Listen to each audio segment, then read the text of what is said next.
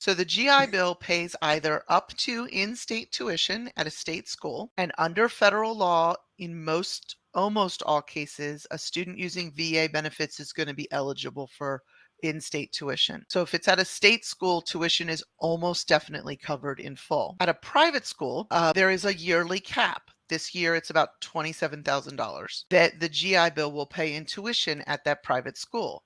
However, there are additional programs that may cover whatever isn't covered by the GI Bill. You can stack merit aid from the school. You may get some need-based financial aid, although if you're using the GI Bill, you might not. What type of things should they be thinking about as they're looking at using the GI Bill? And we talked just briefly about this before. Does it go for this program? Does it go for that program? Do I use it for this child, or do I wait and use it for that child? Does my spouse use it? Do I use it? Right?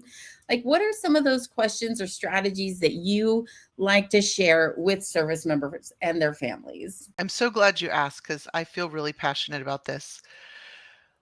There is sort of a tendency, and it's a natural tendency, right, within the community to think, oh, first of all, there's the first tendency is that people want to save this for their kids. And I just want to point out that that's not always the highest and best use of the benefit. For example, let's say I decided that I was going to leave this personal finance world and I was going to get into data analytics, and I was pretty sure I was going to get a good, make a good salary doing this. Maybe using the GI Bill for me to go get the credentials to get this higher paying job is going to benefit our family for longer and more than saving this for my kid who might be 5 or 10 at the moment, right? If I can get 8 or 13 years of higher pay between now and when my kid goes to college, I can pay for college and still come out ahead in the long run. So that's an important factor to consider. The other thing is that a lot of families think, oh, we have 36 months of benefits and we have 2 kids. So everybody gets 18 months and that's how we're going to do this. There's nothing wrong with that because you're still utilizing the GI Bill and getting a lot of benefit out of it. But what if there were ways to get more benefit out of it? And what that might look Tell like, me.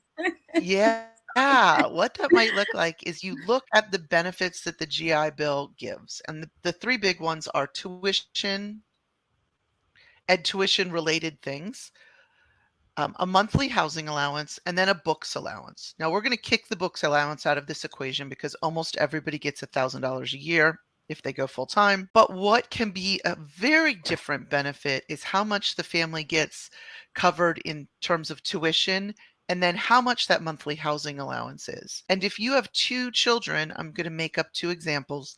Let's imagine that Susie decides to go to Oklahoma State and you're in state and they live in very inexpensive dorms.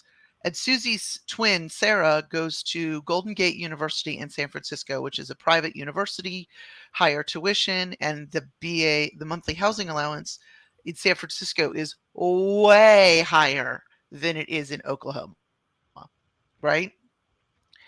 In this made up because it makes for good numbers situation, it would absolutely make sense to use all 36 months for Sarah, getting the higher coverage of tuition, plus getting that much larger housing allowance, and then pay for Susie out of pocket. Does that make sense? It absolutely does.